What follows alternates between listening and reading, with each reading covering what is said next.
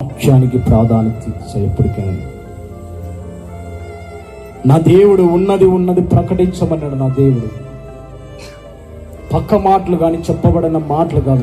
నాకు నచ్చదు అసలు. నగీయడం అంటే నాకు నచ్చదు. ఏం జబర్దస్త్ అయిదే నగీయడం. టీవీలు చూస్తే నగిలే కానీ నవ్వుతూ ఉంటారు ప్రార్థన జీవితంలో.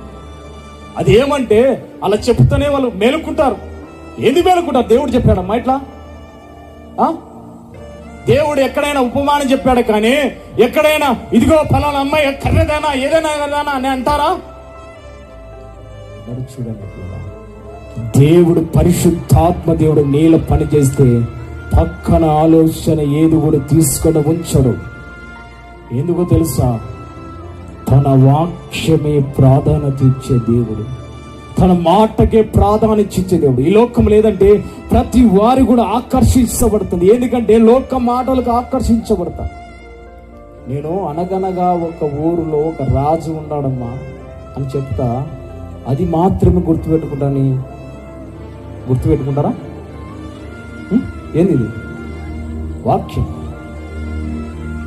అనగనగా ఒక రోజు ఒక రాజు వచ్చాడమ్మా, ఆ పాస్టర్ ఏం చెప్పారా, అబ్బా అలా చెప్పారా అని అనుకుంటారు. కానీ వాక్యం ఎక్కడుంది మా? రాజు గురించి ఏం చెప్పారా అని అనుకుంటారు. వాక్యం ఎక్కడమ్మా? వాక్యం ఎక్కడ కనబడుతుంది? తీసుకో, నీ జీవితంలో జరిగే జీవితంలో ఏదైనా తీసుకో. ఎందుకంటే నీ జీవితంలో దేవుడు చేశాడు, తీసుకో.